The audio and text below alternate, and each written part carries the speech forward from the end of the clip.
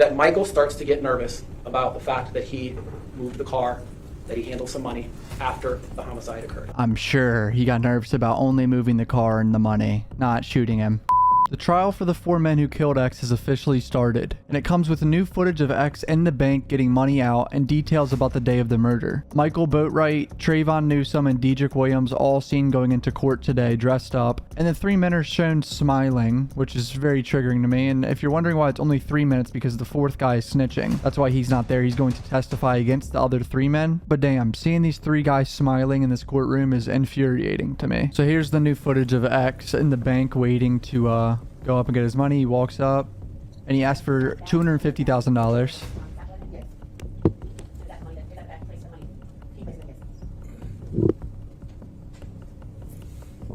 During your encounter with Mr. Enfoy during this time, what was his demeanor like? It's fine. He seemed happy. This is just unreal footage to see of him doing this few hours, probably an hour or 2 before dying, bro. Actually insane. He does seem happy though, at least. He's chilling. He seems a little tired, to be honest. Yeah, he's just chilling. Oh, see, he's smiling. Okay. Aw. Okay, this is actually so sad, bro. They were only able to give him $50,000 because banks don't give out cash, like that much cash on hand. He was asking for $250,000. But overall, he seems pretty happy throughout this video. Mr. Ramos, what are you currently doing with the cash that we see on video right now? Counting. Gotcha. And by counting it, is there a machine that you use? Yes. And is that the machine we see in the corner? Yes. I still wonder to this day why he decided to get that much cash out and not just go with a wire transfer if he wanted to actually purchase anything. There's probably a reason for it, but it just still makes no sense to me. I don't think it would have changed much because I feel like these guys would have robbed him either way, just because of his car and they knew who it was. This is the prosecutor, by the way. The lives that you're going to hear about are Dedrick Williams, who's on the end over there with the bow tie. You're going to hear about Trayvon Newsome, who's in the middle in gray. And you're going to hear about Michael Boatwright, who has on a turtleneck. You'll also hear about Robert Allen, who's not seated here today, but you'll hear directly from him. He'll testify, he's in custody, and he'll tell you about his role with respect to what happened and the planning and everything that happened with this homicide. Some of the evidence that you're going to hear first starts with the day before June 18th. The day before June 18th, on June 17th, around 8 o'clock at night, you're going to hear from Tanisha Clark. Tanisha Clark has a job but makes side money by renting out her car through an app called Turo. You'll hear how Turo is kind of like an Airbnb but for cars. A person can put their car on the app for rental, and someone on the other end can rent directly from the person who is renting their car through Turo. Tanisha Clark, you'll hear, doesn't know the defendants. I did not know that was a rental car. This is the first I'm hearing this. Car that they robbed X and the black, I believe it was a Dodge, was a rental car. Okay. But you'll learn through testimony that they wanted to be able to take the car, ride around, and rob people. That was their plan. Jesus. And so Tony Robinson, when she rents out her car, is greeted by Michael Boatwright, who's on the end here. The taller gunman that shot X. And is also greeted by Robert Allen, who you're going to hear from Robert Allen himself. What? Robert Allen? His lawyer was trying to say he played no role in this. This man helped rent the car. Buddy, you are guilty as shit. They pick up the car, and by the next day, they are out riding around. And Robert Allen will tell you what the purpose was that they were all together, and he'll say that he was with all 3 co-defendants, and that together their plan was to be able to rob somebody that day, and that they had all of the things. What? You can get a job? They had firearms, they had masks, and they had the capability of doing it. Jesus. And so on that day, they drive to Riva Motorsports, and the day that we're talking about is June 18th. On that same day, on June 18th, the morning of, before the homicide occurs, you're going to hear how Jose Enfoy, who is commonly referred to as XXXTentacion, woke up that morning, was woken up by his mom. You'll hear how he was a young celebrity rapper who gained his fame through a lot of his exposure through social media. Jose that morning decided to go to the bank first. He lived out in Parkland and decided to go to Bank of America. You're going to see some surveillance from that, and you're going to hear from the teller who actually helped him at Bank of America because he was a regular customer. That morning, after going to the bank, his plan was to be able to go to Reba Motorsports. You're going to hear how he's also a regular customer at Reba Motorsports. And at Reba Motorsports, he intended on purchasing motorbikes, plural, possibly one or more.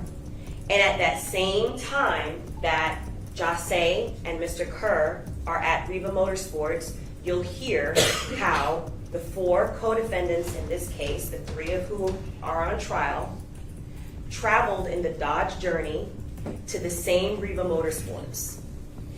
And while 2 of the defendants, Robert Allen, who's going to testify, and Dietrich Williams, who's on the end with the bow tie, go inside the store to purchase neoprene masks, they spot Jose inside the store.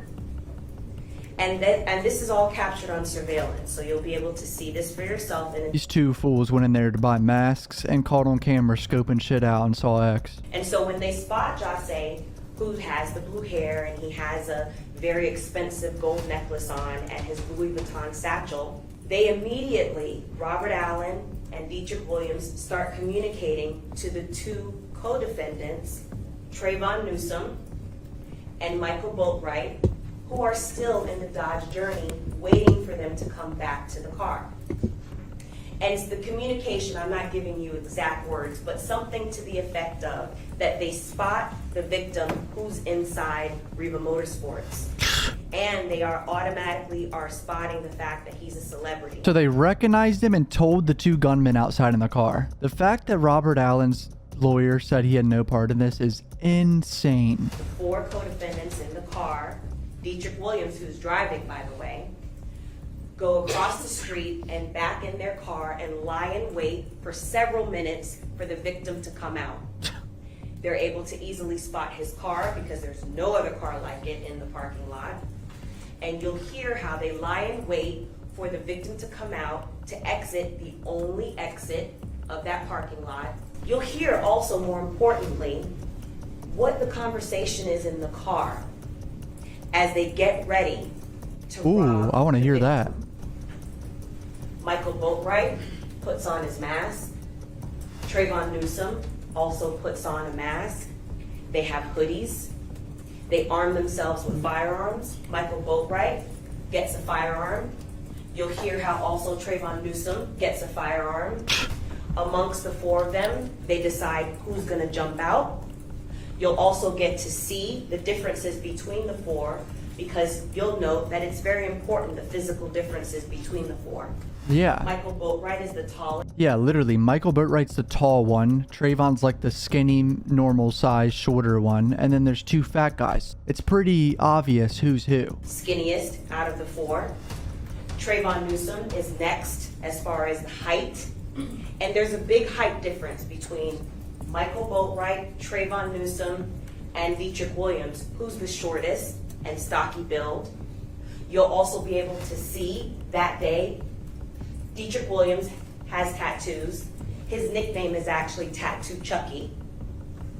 And in addition to the fact that Dietrich Williams is very short in stature and stocky compared to the 2 gunmen, She's frying this man's life right now. Robert Allen, you'll see, is also short, and he's also overweight. Significantly overweight, and more overweight than the 3 co-defendants that are sitting here before you. You'll note that there's a difference in their height, weight, stature, the way they walk, the gait, because as you look at the surveillance, you'll note and you'll hear testimony about who is who and how the difference between the 4 co-defendants of who did what.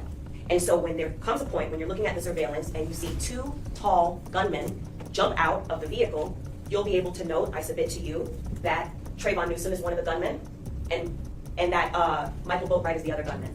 And so Dietrich Williams, driving, cuts off the victim, as he's trying to exit Riva Motorsports. And as just like they planned, they're able to cut off the victim so that he can't move his car without either crashing it or whatever.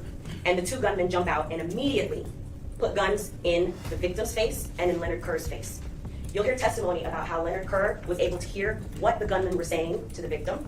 You'll also hear testimony about how Leonard Kerr ran for his life.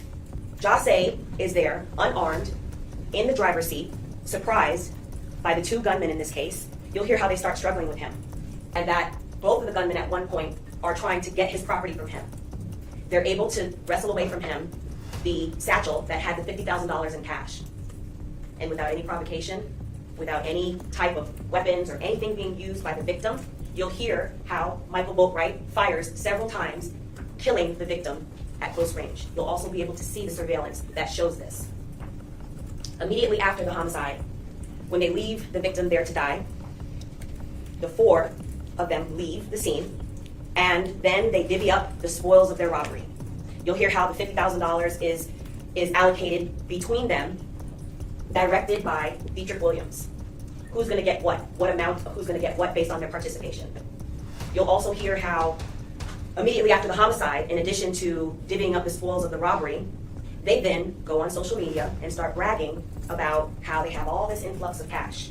You'll hear Brain dead, dude. These 2018, these guys thought they were gonna get away with this. For 50 grand, they murdered someone and thought they were gonna get away with it, and then went on social media with all this cash. Absolute brain dead behavior. Put them in jail and throw away the key. being very, you'll be able to tell for yourself in terms of their demeanor and how they acted with the spoils of the robbery. You'll also see that shortly after, they then start to put in a plan, because by now, because of the celebrity of the victim, this was all over the news and the surveillance was all over the news. So then you'll hear how two of them immediately hit town. They go out of town to be able to try to get out of Dodge, so to speak. You'll hear testimony about where they go. You'll hear testimony from law enforcement about how all four suspects got on their radar, how they were able to be tracked by digital forensics and by some physical evidence that was found later at properties of the defendants. You'll hear in particular how even though Trayvon Newsom and Michael Boatwright are the two gunmen in this case, you'll hear how ballistics are found, some firearm ballistics are found at Dietrich Williams' home that is able to be matched to fired projectiles and some evidence that's found from the victim at autopsy and on scene. Jesus, Connecting bro. the defendants shoot an unarmed victim several times as he's in his car. You'll also hear about within hours of the homicide how the Dodge Journey is still found in the possession of two of the defendants, and they end up crashing it and abandoning the car in Lauderhill. You'll hear how The worst criminals I've ever heard. They commit this murder and then crash the car later on. So that was the opening statements of the prosecutor. Why is this motherfucker laughing, bro? Like, this is just insane to me. Potentially, they can either do it from their chair or they can stand here. Otherwise, in my experience, they stand Why right. is this goofy motherfucker in a turtleneck smiling? Someone tell me, dude. Oh, this is so triggering. Front of the thing, they point, and then somebody's view would block. I will try the third one. I guess potentially. Over 4.5 years, Michael has been accused of a terrible murder that he did not commit. Lies. Michael Boatwright, the guy on the left, his lawyer just said he's been accused of a terrible crime he did not commit. All right, here we go. For 4.5 years, he has had this accusation branded about across our community and across the world. And finally, Michael is getting his day in the court. Michael Boatwright is not guilty. The police in 2018 arrested the wrong man. On behalf of Michael, on behalf of his family, on behalf of the entire team, we thank you for being jurors in this case and for your attention. You will see the Dodge Journey at that point go essentially back into a parking spot across the street where there is a home. And you will see the Dodge Journey sit there for an extended period of time. Meanwhile, Mr. Onfroy and Mr. Kerr are still in Riva Motorsports. They're still, I guess, discussing whether they're going to buy something. And the Dodge Journey sits there. But it doesn't just sit there and nothing happens. Two very important things happen while the Dodge Journey is in that spot across the street. Okay. One, What happens? A second car pulls up and parks next to the Dodge Journey. And you will see that on the surveillance video. You will see someone get out of that second vehicle, and you will see that person open up the trunk and remove something from the trunk. You will then see a third vehicle come. And, Jesus. How at many this point, cars we've got pulled the up? Dodge Journey, and we've got an SUV that are kind of parked next to each other. You will see a third vehicle come and park in the street behind those first two vehicles. And you will see some sort of interaction between somebody from those two vehicles. What are they doing? Dropping off guns or something? Just as the BMW comes to pull out to leave, you will see the Journey come out of the parking spot that it's in, and you will see the Journey come and park directly in front of the BMW, essentially pinning it in. And in the next few seconds is when Mr. Onfroy lost his life. You will see two masked gunmen get out of the Journey. One of the gunmen you are representing right now and trying to defend him. Both go into the driver's side door, the driver's side window. The window was down. And you will see there is a struggle between both of those masked gunmen and Mr. Onfroy. Right? And the struggle, it lasts a number of seconds. This isn't a bang-bang thing. There's a back and forth that you will see on that video between both of those masked gunmen and Mr. Onfroy. And you will see very clearly that they all make physical contact with one another. I'm 99% sure I remember seeing that his phone was tracked there. I'd love to see what he says about that. The Journey went to a number of different places, but it went to Michael's home. And Michael, at that point, came into the came into the Journey. And you will hear that that was because Robert Allen asked him to park the Journey at the Driftwood apartment complex. He just admitted his own client was involved in hiding the car. And at 5:30, you will see the Journey pull into the Driftwood apartments. You will see a park at the Driftwood apartments, and you will see two men on surveillance video get out of the Journey. This is now an hour and a half after the homicide. And you will see the two men that get out of the Journey at that point. One of them is very clearly Michael Bowman. You'll see that he's wearing shorts, he's wearing a t-shirt, he's wearing a backwards cap. You will see him walk right in front of the surveillance video at between 5:30 and 5:31 p.m. Now you will hear that Michael's home is just a very short few miles away in Fort Lauderdale from the Driftwood apartment complex. They're close together. And you will see that when Michael is on that surveillance video, that neither him nor the man that he is with are carrying anything that looks like a gun. They're not carrying anything that looks like money. They're not carrying anything that looks like a Louis Vuitton bag. You will get to see Michael's demeanor as he's very kind of lazily walking on that sidewalk. It is not the video of a man who has just committed a murder. The evidence will show that Michael took some very stupid photographs with some money that Robert Allen had. I don't want to hide that from you. You will Just admitted that his client bragged and took pictures of the money that they stole from X. Going great for you, brother. You will absolutely see those photographs. And the evidence will show that at some point, Michael learned that someone named XXXTentacion had been shot and killed. Yeah, And- I'm sure he learned that and didn't know he did it himself. And that Michael starts to get nervous about the fact that he moved the car, that he handled some money after the homicide occurred. I'm sure he got nervous about only moving the car and the money, not shooting him. You will see in his phone, from his phone download, that he Googled accessory to murder. Accessory to murder. And I submit to you that those searches in the phone are very strong evidence of Michael's innocence. The state is Or he thought of that and was like, maybe I could try to get away with just Googling accessory for murder in my phone and try to act like I wasn't that part of it. I wasn't present, but I was just Googling this to see. He knew he had been in the Journey both before and after the murder. And he knew that he had moved the Journey after the murder. In the Journey before and after the murder, and moved it and bragged the money, but he wasn't there present during the murder. Not at all. Yeah, he totally missed the most important part. The entire search of Dietrich's house, they do not find anything linking Michael Beauvais. The entire search of Dietrich's car, they do not find anything linked to Michael Beauvais. It is at this point that police learned three very important facts. One, they learned that the woman who actually rented that Dodge Journey, the Journey that we see in the surveillance video, was a woman named Tony Robinson. And she tells police that the day before the murder that she was with two other individuals who rented the car with her. She says one of them was Robert Allen. She says one of them was someone named Beauvais. So that was instance one for BSO regarding someone named Beauvais. Two, police search Dietrich Williams' cell phone. And in Dietrich Williams' cell phone, they find a name, Lil Boat, with phone number 754-207-1410. And third, the reason that Michael sits in his chair is police get the phone records for 754-207-1410. And those phone records ping to a tower near Greenwood Sports. Yep. From there, the the BSO, it was full on tunnel. So his phone was pinged at Riva, the gunman that he's defending. Okay, let's see how he defends this one. And so on July 5th, 2018, Michael's in a car, he is stopped, he is arrested. There are 2 phones that are found in his possession, and police search one of them that has the number 754-207-1410. In this phone, they find some photos that Michael had taken after the murder, and they find these Google searches. And that was essentially the case against Michael Boatwright for 4 years. Seems like a good amount of evidence linking him to the crime. Helping rent a car, helping hide the car, phone being pinged there. She received a phone call from Boatwright, not from Boatwright's phone. She says that she received a call from Michael Boatwright, who was using Robert Allen's phone on June 18, 2018.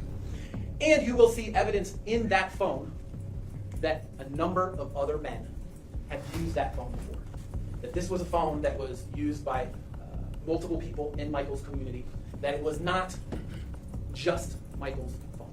Could just be intentionally not using his phone, so it doesn't look like he's making calls. Robert Allen is the only person that you will hear from that puts Michael Boatwright at Riva Motorsports on June 18, 2018. Yeah, he's snitching on his friend. Try to get out of jail in 30 years or something. That's what he's doing. Police processed Mr. Onfroy's body, all right, his clothing. They took swabs from underneath his fingernails. They could see that he had been struggling with both of the masked men in this case. And you will hear that Michael's DNA is nowhere to be found. You will hear, again, the murder weapon in this case was never found. You will hear that no money was ever found in Michael's possession. This is Diedrich's lawyer, and he's just talking away. Diedrich's on camera, and he's the driver of the car that blocked X's car in, so this guy is just waffling. I mean, it's case closed with Diedrich's involvement. She's going to sit there and she's going to tell you that the reason that she wanted security with Mr. Onfroy on the day that he was shot was because of the issues that he had with Drake and Migos. She's going to tell you that. Okay? This motherfucker is trying to bring Drake and the Migos into this, saying that X's mom wanted security with him there because of Drake and the Migos. Notice how brain dead that is? Like, that conspiracy is still so insane. What issues she had? There's issues where Migos was attacked by him, but the important thing is that the mom is going to tell you that that's why I wanted that security with him. Okay? So, do you think anybody's ever talked to them? No. X's mom was just giving him security because he's rich and famous and he has money on him. So all these lawyers that are defending the gunmen, they're saying it's not their guys, but they're there in the car earlier in the day and later in the day. Oh, I know they're hired to do this and try to make it not look like it's their client, but they're accepting that their client was there before and after the murder, but not during the murder. And the people have the same height and weight of the people in the video. The next person in the courtroom is X's step-uncle, who was in the car with him that day and went with him to the motorcycle shop that day. So he was the guy that ran from the car. I'm gonna ask you, during the time that you were there and you were walking around, did anything stand out to you about the Louis bag that caused you to say something to Jose? What is that? I see like the money was one money push out, and I touch him and I say, close the bag, the money coming out. And he said, okay, bro, and he pull it out. That's it. When you say money, you're talking about U.S. currency cash you saw sticking out of the Yes. bag? Money was hanging out the bag? That's crazy. So you were looking out for him Yeah. in order to tell him so that nobody else would see See, it. yeah. Wow, that's crazy. Now, after you tell him to close up the bag and he does, what do you guys do while you're in there? Still walking around, we went upstairs, What's upstairs? bike as well. How long Oh, would they you went say upstairs? you were in Riva Motorsports looking at motorcycles? 5 minutes or hour. Damn, I didn't know he was only in there for 5 minutes. That's new news to me. I thought he'd be in there for like 10 to 20 minutes. Someone, the white guy and the girl was there sitting. They asked him for a picture. Oh. The guy asked him for a picture. And he was like, no, bro, I'm cool. And he just moved on. When I look around on the guy, he was like, I see the guy. Okay, so a fan potentially asked him for a picture and he said no. Yeah, I think up around this that is a fan. Okay, now, how about inside the store? I wonder why he said no. Maybe he had a feeling something was about to happen or something was wrong maybe with the two guys that were wandering around. Describe his demeanor. You said he was happy. How do you know? He was just walking around looking at the bike. Just, he was asking the sales rep to speak on all the bikes and maybe, what he was like. He's about to demonstrate it. Holy shit. You can stand up. It's all I want pull to the All right, front. go ahead. This is the car. Yeah. driver's seat, passenger seat, front of the car. Go ahead and show Holy us. shit. The other one was like this. You don't come out the effing car. And he was like with a gun. You don't come out the effing car. The shorter one was at Jassay's side. Come step down, please. Jesus, don't come out of the effing How car. close was the taller one? You say to the car, don't come out the effing car. And I was like, you know, Okay, so where were you seated out of these two seats? I was in the passenger seat. So I'm gonna sit in the passenger seat. This is where you were seated? Yeah. And he was like, you don't come out the effing car. You stay in the car, don't come out there. So I was like, but at that time I was like, it was, oh. Yeah, and the next one was around to Jassay's side of the car. Deacon, give me the chain. Where's the chain? Give me the chain. Who Oh, was saying that, and who was he saying it to? Jassay, he was out. Deacon Jassay there for the chain. What was Jose doing in Trayvon, the shorter one, was asking for Josse's chain. Wow. response to that? As one of the gunmen is trying to grab his chain. I hear it was like, what, like you were saying, what is for? Did at any point, or were you aware? X said, what's this for? It's that thing. Because I was like, if I run, I maybe get a shot and I can live. If I sit, You need a moment? Oh, wow, he's breaking down a little bit, I think. He just said, if I run, I may get shot, but I might live. And I'll just ask you just a few more questions before you continue. When you Oh, I think he's crying, man. This is sad. From your side, what I'm happened? so surprised that they didn't shoot him. Like, he is so incredibly lucky. They shot X, and it's like they were in the mindset to kill someone at that point. So it's really surprising that he survived this. and he was like, don't call the cops, I'm on the phone with them right now, I'm giving them that, don't call the cops, I'm on the phone with them. So Someone was already on the phone with the cops? I still take up my phone in my hand, and the first person I called after that, it was Cleo. Oh, he called his Why did you mom. call Cleo first? Because the cops, someone already called in the cops, and I called Cleo because Cleo is the one who asked me to just say. Oh, So fuck. this first person come to mind. I heard something like, hi, hi. How much time I don't know, but I heard something like explode. I don't see he was moving. He wasn't moving at all.